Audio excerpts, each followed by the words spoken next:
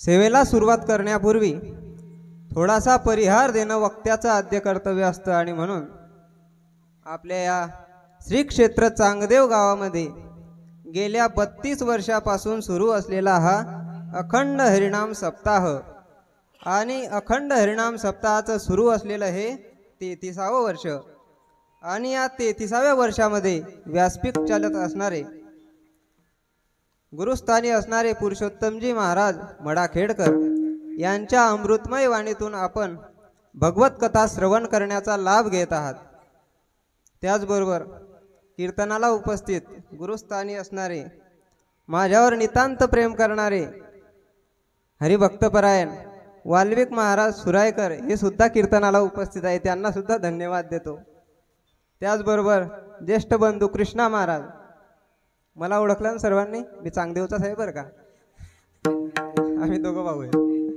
त्याचबरोबर वडव्यावरून आलेले संतोष महाराज, त्याचबरोबर गायनाचार्य असणारे मांगीलाल महाराज भानगुरा, दिगंबर महाराज, त्याचबरोबर ईश्वर महाराज माळेगाव, मृदंगाचार्य गजानन महाराज तोरणार, खूप छान पकवादा बोला, धन्यवाद। विठ्ठल विठ्ठल विठ्ठल विठ्ठल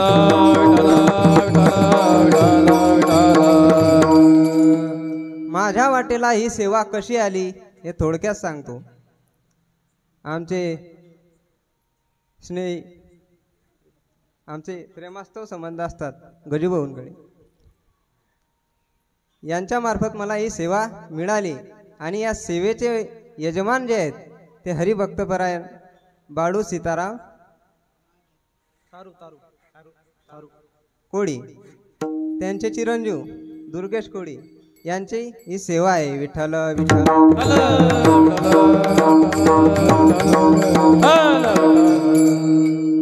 गजू भाऊंचं एक कौतुक करावं असं वाटतं, खरं तर कौतुक मोठ्यानं लहानाचं करावं, पण आता मी या गादीवर उभा आहे त्यामुळे मीच त्यांचं कौतुक करतो।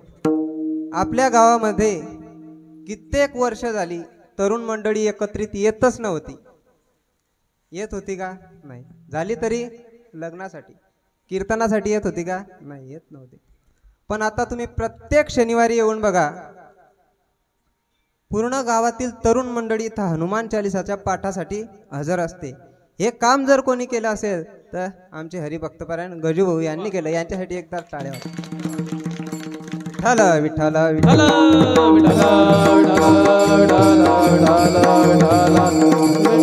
आतापर्यंत हे काम कुणाच्यानेच जमलं नव्हतं।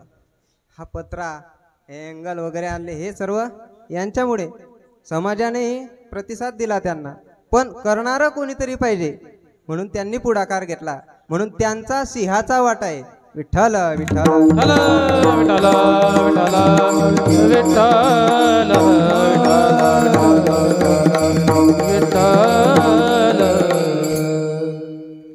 संतांची पायी हा माझा विश्वास, सर्व भावे दास झालो त्यांचा, तेची माझे हित करीती सकळ जेणे हा गोपाळ कृपा करी। अभंगातील प्रतिपाद्य विषय असा आहे की जगद्गुरु तुकोबाराय तुम्ही आम्हाला तुमच्या आमच्या सारख्या जड जीवांना विश्वासाचे स्थान दाखवतात। विठ्ठल विठ्ठल आता विश्वास म्हणजे काय हो, विश्वास ठेवायचा कुठं आणि विश्वास संतांच्याच पायावर का ठेवायचा याचा विचार आपल्याला करायचा आहे। पण त्याआधी अभंगाची जर आपण सुरुवात बघितली तर सगळ्यात पहिला शब्द येणार आहे संत, म्हणजे आपल्याला काय करायचं आहे, संतांच्या पायावर विश्वास ठेवायचा आहे। मग त्यासाठी आपल्याला संत ओळखता आले पाहिजे। मग कोणाला म्हणावं संत? ज्याच्या अंगात ब्रँडेड इस्त्रीचा कपडा असेल त्याला संत म्हणावं का? जो भल्या मोठ्या गाडीतून येतो त्याला संत म्हणावं का? बाह्य रंगानं भगवा वस्त्र धारण केलं त्याला संत म्हणावं का? वरी भगवा झाला नामे अंतरी वश केला कामे, अंतरी वश केला कामे, वरी भगवा झाला नामे अंतरी वश केला कामे, केला वरी भगवा झाला नामे अंतरी वश केला कामे,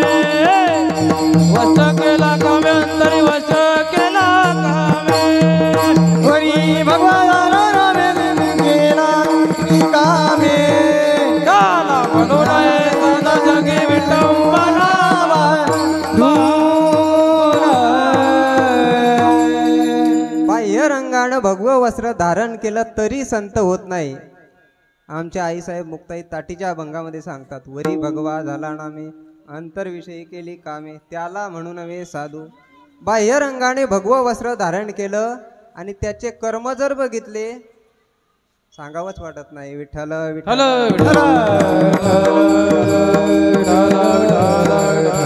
म्हणून त्यालाही संत म्हणता येत नाही. बाह्य रंगाने वस्त्र धारण केलं म्हणजे संत झाला का? मग अस्वलाच्या दाढी वाढवली म्हणून संत झाला का? मग अस्वलाच्या अंगावर भरपूर केस आहेत त्यालाही संत म्हणावं लागेल. तो संत आहे का? नाही, त्यालाही संत म्हणता येत नाही. मग तुम्हाला प्रश्न पडला असेल की महाराज म्हणतात याला संत म्हणू नको, त्याला संत म्हणू नको, मग संत म्हणायचं कोणाला?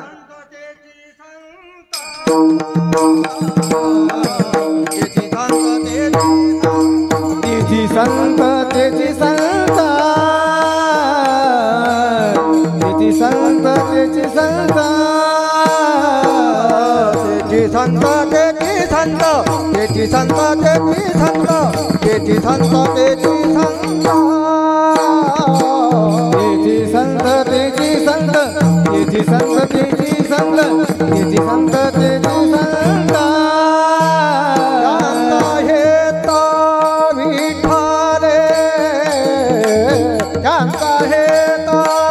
विठ्ठले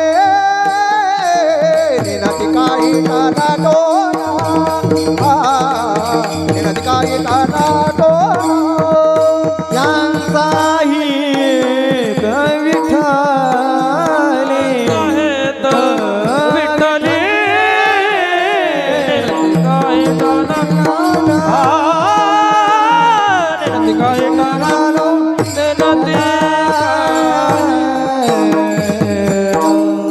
काय तेची संत ज्यांचा हेत विठ्ठल आहे त्यांना म्हणावं संत. संत कसं होता येतं? संत कसे असतात? आता मी कीर्तन करतोय म्हणून मी संत आहे का? नाही.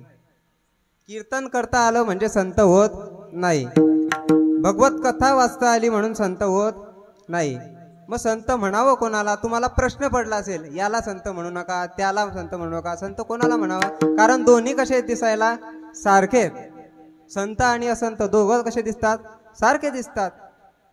दोन्ही दिसती सारखी वर्म जाणे तो पारखी. दोन्ही दिसायला सारखे आहेत. मग यासाठी काय करावं लागेल? तर त्यासाठी शिरनीर विभाग करावा लागेल. मग आता शिरनीर विभाग म्हणजे काय हो? थोडक्यात सांगतो. बगडा आणि राजहंस दिसायला कसे आहेत? सारखे आहेत. पण त्यांना ओळखण्यासाठी शिरनीर विभाग करावाच लागतो. मग कसा करायचा? दोन छोटे छोटे कटोरे घ्यायचे. किती? दोन. त्यामध्ये 1 लिटर दूध टाकायचं. दोघं याच्यामध्ये सारखं तुमच्या परिस्थितीनुसार जसं असेल तसं टाका, पण टाका. त्यामध्ये थोडं थोडं अर्धा ग्लास पाणी टाका. मग ज्या कटोऱ्यामध्ये काही शिल्लक राहणार नाही तो बगडा, आणि ज्या कटोऱ्यामध्ये फक्त दूधच ग्रहण केलेलं आहे आणि पाणी जशाच तसा आहे तो राजहंस. याला म्हणावं संत. विठ्ठल विठ्ठल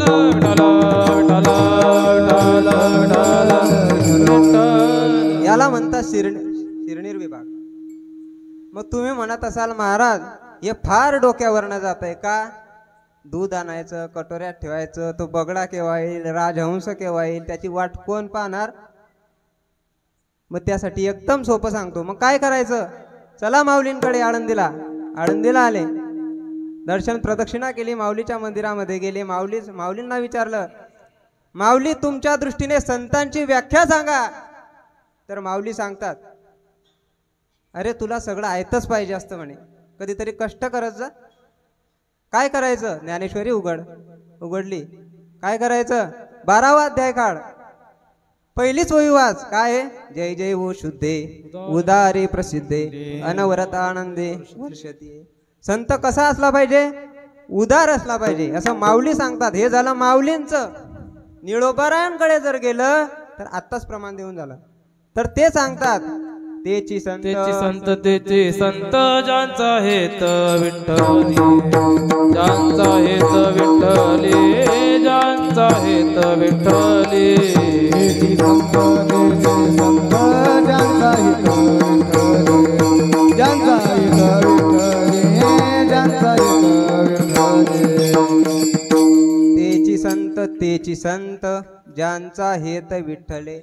आता इथं गंमत बघा, तेची म्हणजे तेच आणि संत म्हणजे संत आणि पुन्हा तेची म्हणजे तेच आणि संत म्हणजे संत. मग तेची संत ज्यांचा हेत विठ्ठले असं म्हणून चाललं नसतं का? चाललं नसतं का? अर्थ तर तोच झाला असताना. पण त्याच्यात गंमत आहे कशी, एखाद्या लहान मुलाने जर विचार द्या पप्पा खेळायला जाऊ का, तर पप्पांनी जर एक वेळेस नाही सांगितलं तर तो काय करतो? नाही सांगितलंय, जाऊ शकतो. पण पप्पांनी जर असं सांगितलं नाही म्हणजे नाही, आता जाईल का? आता जाणार नाही.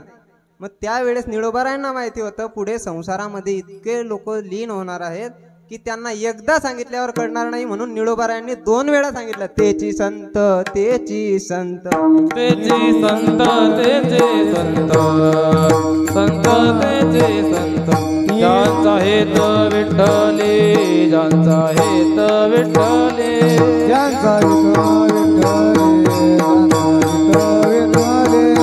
ज्यांचा हित विठ्ठले ज्यांचा हित विठ्ठले. तेच संत कोण? ज्यांचा हेत विठ्ठले.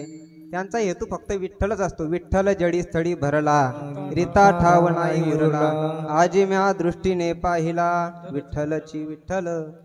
त्यांचा हेतू फक्त विठ्ठलच असतो. ज्ञानेश्वरीमध्ये अशा गोड ओव्या आहेत बघा. संत कसे असतात? खांदावया घाव घाली का लावणी जयाने केली दोघा एकची सावली वृक्ष दे जैसा. आता हे लिंबाचं झाड लावलेलं आहे. आता हे कोणी लावलेलं आहे हो माहित नाही. ज्याने लावलेलं असेल त्याने लावलेलं असेल. पण ज्या व्यक्तीने हे झाड लावलेलं आहे, हे झाड फक्त त्याच व्यक्तीला सावली देतं का हो?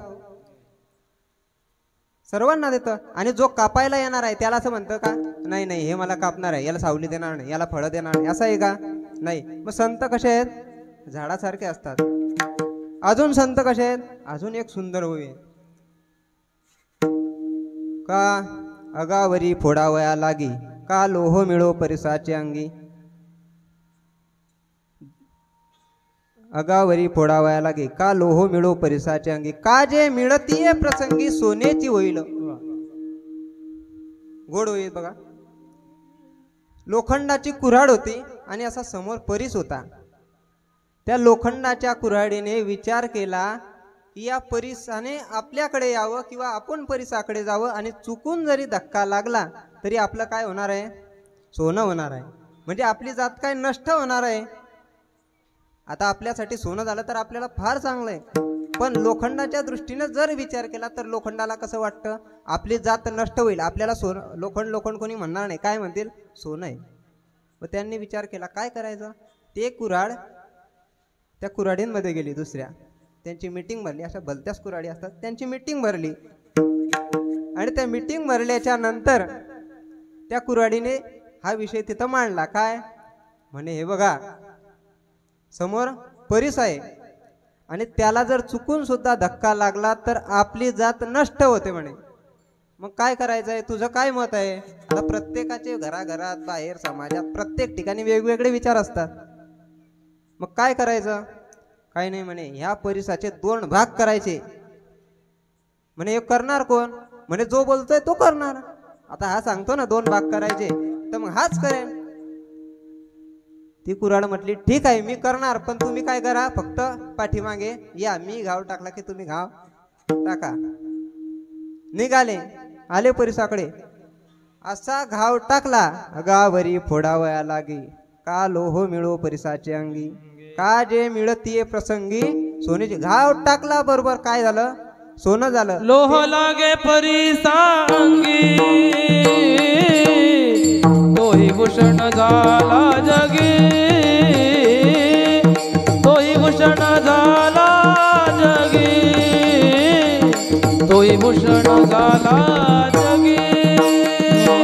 लोह लागे परिसांगी तोही भूषण झाला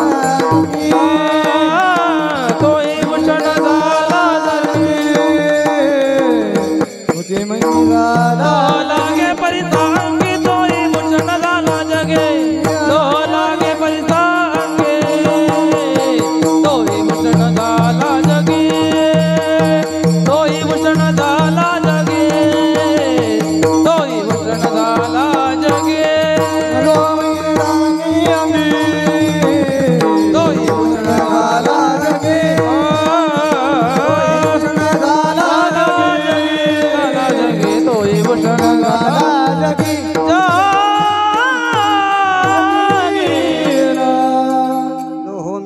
परिसाचे अंगी तोही भूषण झाला जगी. संत कसे असतात? परिसासारखे असतात.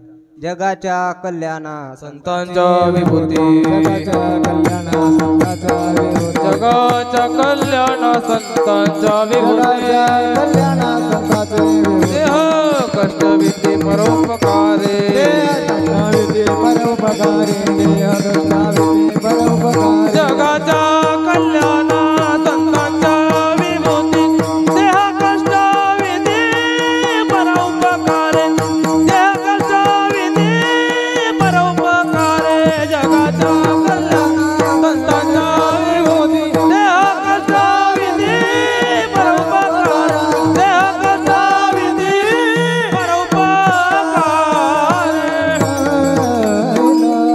जगाच्या कल्याणा संतांच्या विभूती देह कष्टविती परोपकारे. संत असे असतात जगाच्या कल्याणासाठी स्वतःला त्रास करून घेतात असे संत असतात. अजून संत कसे असतात? कोणाला म्हणावं संत? ज्यांचं अस्तित्व चंद्र सूर्य असेपर्यंत कमी संपत नाही किंवा ज्यांच्या अस्तित्वाला धक्का लागत नाही त्यांना म्हणावं संत. विठ्ठल विठ्ठल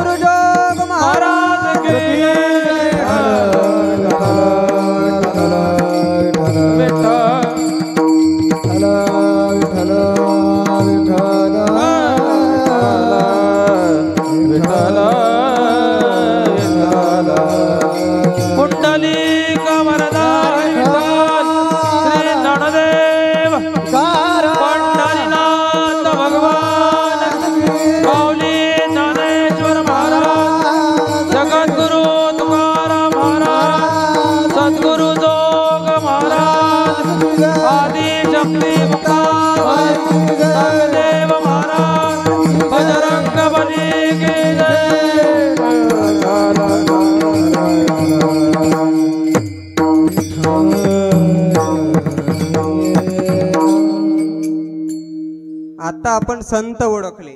आता काय करायचंय? संतांची पायी हा माझा विश्वास. आता संतांच्या पायावर विश्वास ठेवायचा आहे. विश्वास म्हणजे काय याचा विचार करायला पाहिजे. आता विश्वास, बरेच माणसं विश्वास आणि श्रद्धा हे दोघे शब्द एका अर्थी लावतात, पण विश्वास आणि श्रद्धा हे दोन पर्यायी शब्द आहेत. परंतु बरेच माणसं काय करतात? एकाच अर्थी लावतात. श्रद्धा म्हणजे विश्वास, विश्वास म्हणजे श्रद्धा. परंतु असं नाही. श्रद्धा ही स्त्रीलिंगी आहे, विश्वास हा पुल्लिंगी आहे.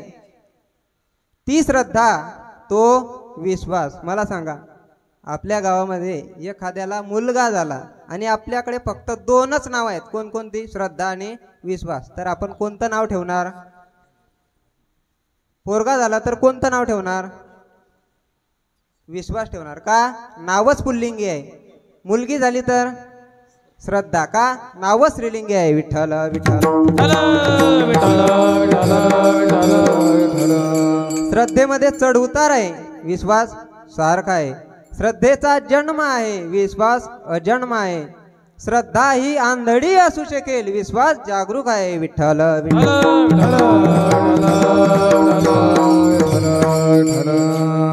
श्रद्धेमध्ये चढ उतार आहे. कसा? गरजू भाऊ बसलेले समोर, यांच्याकडे एक मोठे महाराज येते. किती मोठे? लयच मोठे.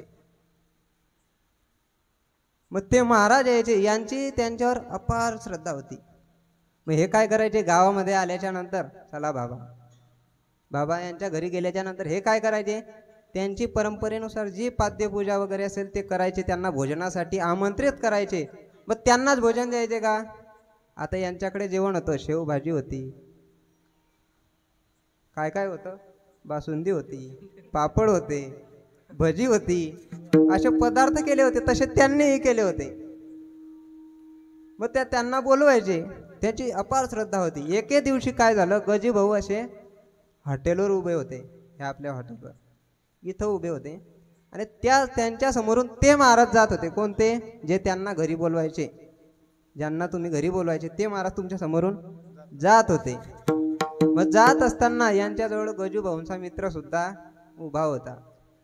मग तो मित्र म्हणाला, मित्र थोडेफार काळ्या करणारे असतातच प्रत्येक ठिकाणी, एक तरी असतो. सगळेच मित्र जिवलग असतात असं नाही. विठ्ठल विठ्ठल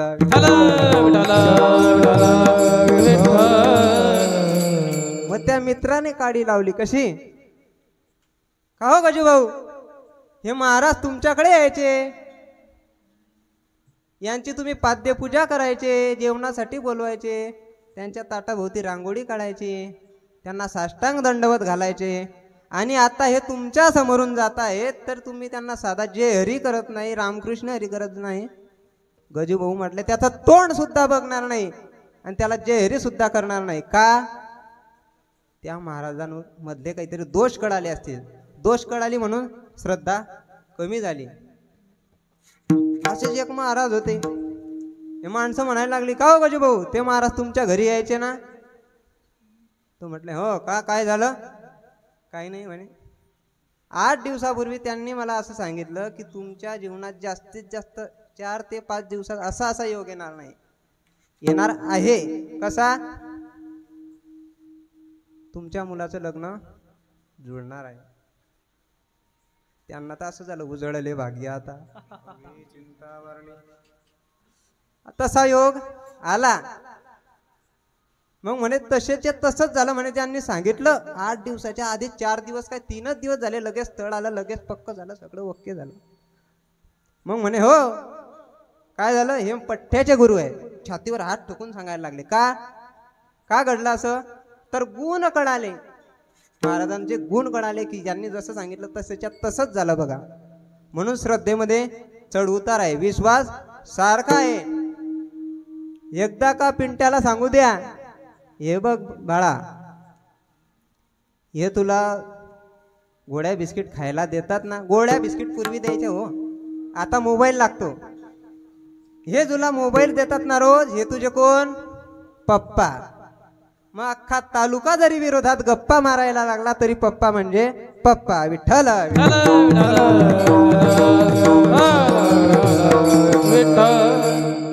विश्वास सारखा आहे. श्रद्धेचा जन्म आहे, विश्वास अजन्म आहे. म्हणून पार्वती आईचा जन्म आहे. पार्वती आईला श्रद्धा म्हटलं गेलंय, तर भगवान शंकराला विश्वास म्हटलं गेलंय. भगवान शंकराला मायबाप नाही. तुम्ही विचारून बघा एखाद्या जुन्या म्हाताऱ्या बाबांना. भगवान श्रीकृष्णाचे मायबाप नंद, हे टीव्हीत असतं हो, वसुदेव देवकी. प्रभू रामचंद्राचे मायबाप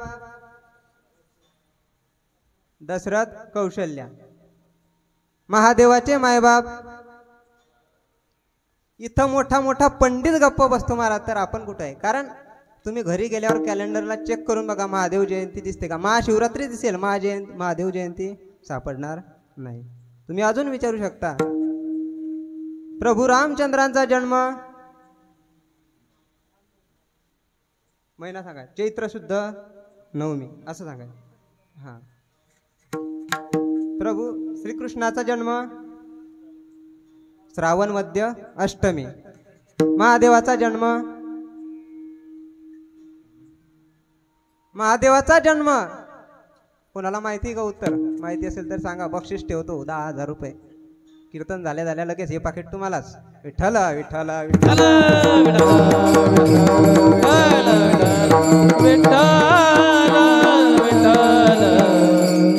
महादेवाचा जन्म नाही. पर्वताची म्हणून पार्वती. भगवान शंकराचा जन्म नाही. मातृपितृहीन, ज्याला मायबाप नाही असे भगवान शंकर. भगवान शंकराचं लग्न जमलं आणि वरात निघाली दक्षाच्या घराकडे. वरातीत नाचायला कोण कोण हो? भूते वेताळ नाचते, भूते वेताळ नाचते, भूते वेताळ नाचते, भूते वेताळ नाचते.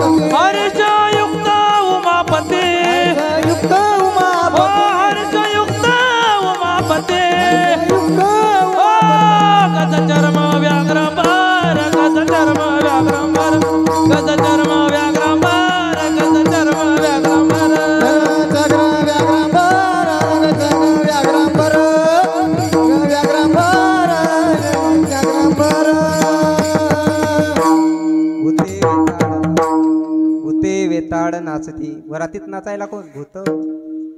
महादेवाच्या वरातीत. वरात दक्षाच्या घराकडे निघाली. मंडपापर्यंत येऊन पोचली. मध्येच धर्मपंडित उभे होते. रुको दुल्हेमिया. महादेवाला वाटलं साखरपुड्यात जे मागितलं होतं, मोबाईल काय असेल नसेल ते सगळं दिलं. आता कशासाठी अडवलं असेल बरं का? तेव्हा देत नव्हते बरं का, सहज सांगितलं. विनोदाचा भाग वजा करा. तेव्हा देत नव्हते.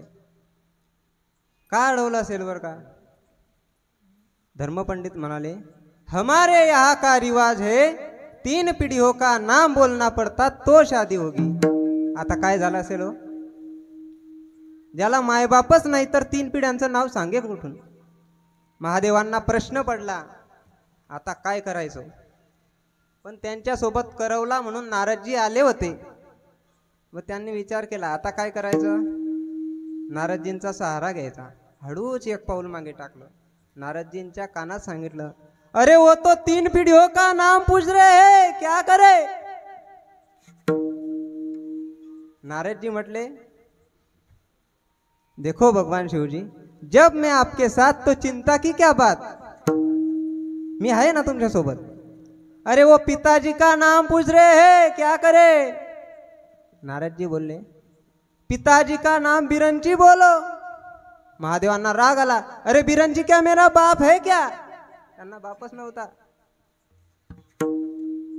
नारदजी म्हटले, देखो भगवान शिवजी, अगर शादी करनी है तो 2 मिनट के लिए झूठ बोलना पड़ेगा. जर असा प्रश्न आत्ताच्या तरुण मंडळीला विचारला असता की 3 पिढ्यांचं नाव सांगा, लग्न जमलं, आता किती पोरांचे लग्न झाले असते हो? टेम्पोचे टेम्पो भरतील एवढे प्रत्येक गावात शिल्लक आहे. असा प्रश्न विचारायला पाहिजे. पण महादेवांना साधं 3 पिढ्यांचं नाव खोटं बोलून सुद्धा सांगता येत नव्हतं. त्यांनी तेवढ्यासाठी सुद्धा नारदजींचा सहारा घेतला. नारदजी म्हटले, देखो भगवान शिवजी, बिरंची आपका बाप नहीं है ये मुझे पता है, आपको पता है, लेकिन उनको कहाँ पता है? त्यांना माहिती नाही म्हटले. म्हणे मग बिरंची सांगून द्या. महादेव हळूच पुढे आले. सुनो धर्म पंडित जी, मेरे पिताजी का नाम बिरंची. धर्म पंडित बोले, धन्यवाद, अब दादाजी का नाम बोलो. याने के म्हणजे आजोबांचं नाव सांगा असे म्हटले. पुन्हा प्रश्न पडला, पुन्हा काय करायचं? पुन्हा तोच उपाय. काय? नारदजी होतेच मागे उभे. नारदजींकडे पुन्हा हळूच 2 पावलं मागे आले. नारदजींच्या कानात सांगितलं, अरे वो तो दादाजी का भी नाम पूछ रहे हैं, क्या करे? देखो भगवान शिवजी, मैंने आपको पहले भी बोला था और अब भी बोल रहा हूं कि जब मैं आपके साथ तो चिंता की क्या बात, आप चिंता क्यों करते हो? महादेव म्हटले, अरे दादाजी का नाम पूछ रहे हैं. नारदजी म्हटले, दादाजी का नाम विष्णु बोलो. पुन्हा राग आला, अरे विष्णु क्या मेरा दादा है क्या? विष्णु का माझा आजोबा आहे का? म्हणे आजोबाच नव्हता, आई वडीलच नव्हते, आजोबा कुठून येईल? पुन्हा तेच रिपीट करावं लागलं. देखो भगवान शिवजी, शादी करनी है तो 2 मिनट के लिए झूठ बोलना पड़ेगा, वरना शादी कैंसल. शादी करनी है? हाँ करनी है, फिर झूठ तो बोलना ही पड़ेगा. ठीक, क्या करें? विष्णु बोलो. पुन्हा पुढे आले. सुनो धर्म पंडित जी, मेरे दादाजी का नाम विष्णु. धर्म पंडित बोले, धन्यवाद, पिताजी का बिरंची, दादाजी का विष्णु, अब 3री पीढ़ी का नाम बोलो तो शादी पक्की. पुन्हा प्रश्न पडला, आता 3ऱ्या पिढीचं नाव सांगायचं आहे, आजोबांच्या वडिलांचं नाव. पुन्हा प्रश्न पडला. पुन्हा हळूच 1 पाय मागे टाकतील तेवढ्यात नारदजीच समोर आले आणि त्यांच्या कानात हळूच सांगायला लागले, माझ्याकडे 2च नावं होती वेटिंगला, आता ती संपली, आता तुमचं तुम्ही घ्या बघून. विठ्ठल विठ्ठल विठ्ठल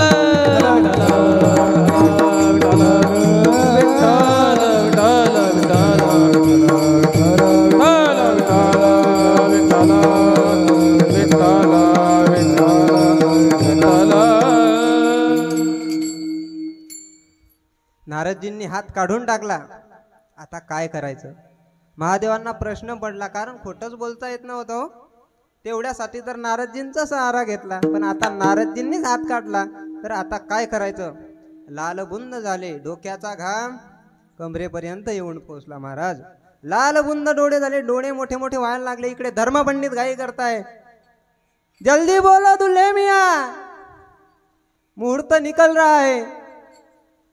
मुहूर्त निकल चला, जल्दी बोलो. पिताजी का बिरंजी, दादाजी का विष्णु, तीसरी पीढ़ी का नाम बोलो तो शादी हो जाएगी.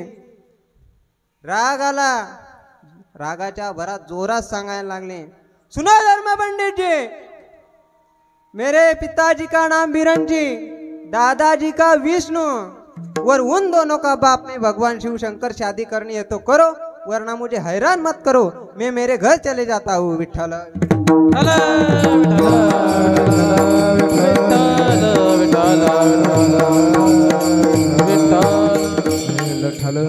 असं अजन्म तत्व असणारे भगवान शंकर, ज्यांना मायबाप नाही, पार्वती आईला आहे. म्हणून पार्वती आईला श्रद्धा म्हटलंय तर भगवान शंकराला विश्वास. हे ज्याला शास्त्र श्रवणावरून कळून चुकलं असे जगद्गुरु तुकोबाराय म्हणतात, जर माझा विश्वास कुठं असेल तर संतांच्या पायावर असेल. म्हणून संतांची हे पायी हा माझा विश्वास संतांच्या पायावर आहे. पण तुम्हाला प्रश्न पडला असेल, संतांच्याच पायावर का? आपल्या डोक्यात अनेक अनेक प्रश्न येत राहतात.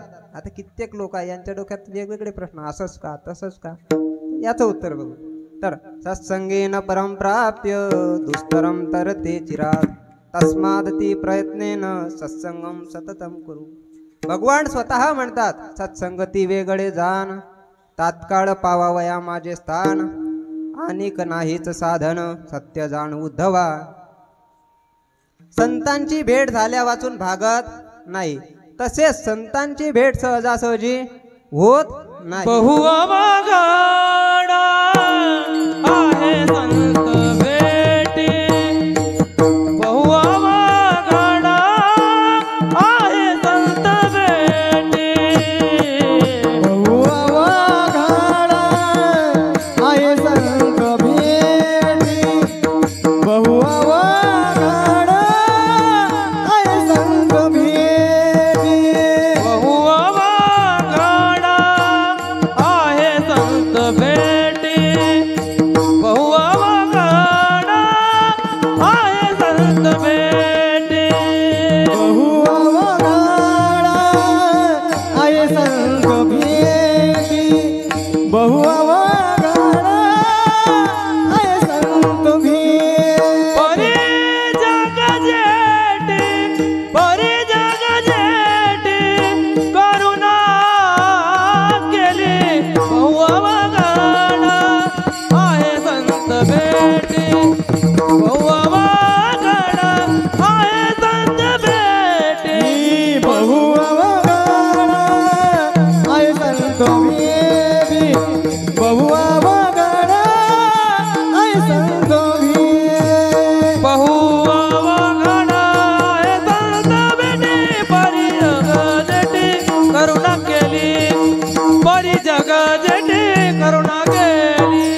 बहुअवघड आहे संत भेटी, परी जगती करुणा केली, परी जगती करुणा केली रा. बहु अवघड असे संत भेटी, परी जगजेठी करुणा केली. संतांची भेट होणं सोपं नाही महाराज. जगामध्ये सगळ्या गोष्टी सोप्या आहेत, परंतु आचार्य सांगतात, दुर्लभम त्रयम एवं यतत मनुष्यत्वम मुमुक्षुत्वम महापुरुष संश्रया. देवाच्या अनुग्रह शिवाय हे प्राप्त होऊ शकत नाही. देवानुग्रह हे तुकम, भगवान परमात्म्याच्या कृपेशिवाय प्राप्त होऊ शकत नाही. कोणत्या गोष्टी सांगितल्या आचार्यांनी? मुमुक्षुत्व आणि महापुरुष संश्रया. मग मनुष्यत्व अत्यंत सोपा आहे का? हा मानव जन्म एकदम सोपा आहे का? मनुष्यत्व सुद्धा अत्यंत कठीण आहे.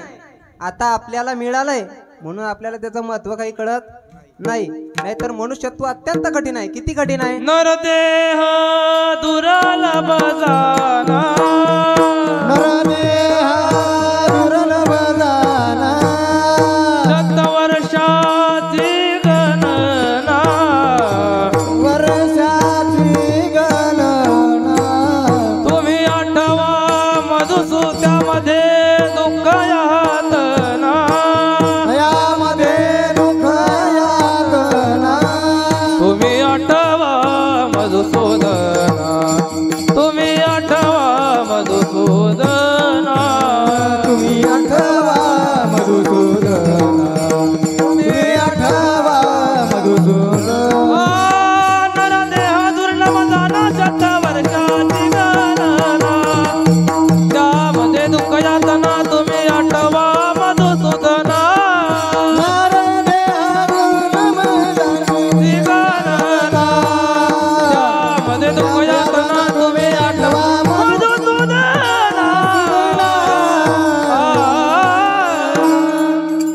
देह दुर्लभ जाना, शतवर्षाची गणना, त्यामध्ये दुःख यातना. तुम्ही वासुदेव, तुम्ही आठवा तुम्ही वासुदेव वासुदेव म्हणा. वासुदेवावरून आठवलं. आमच्या परंपरेचा सद्गुरु जोग महाराज परंपरेचा काकडा इतका सुंदर होतो ना, एक थोडस दाखवतो तुम्हाला. रूप पाहता लोचनी, रूप पाहता लोचनी, सुख झाले ओ साधनी, सुख झाले वो, सुख झाले वो साधनी. ओ हा विठ्ठल बरवा, ओ हा विठ्ठल बरवा. ओ वचन एका कमळापती, माझी रंकाचे विनंती. कर जोडितो कथे काळी, आपण असावे जवळी. तुझ पाहता सामोरी, तुझ पाहता सामोरी. हा दृष्टी न फिरे माघारी, माघारी. माझे चित्त तुझे पाया, भीती पडली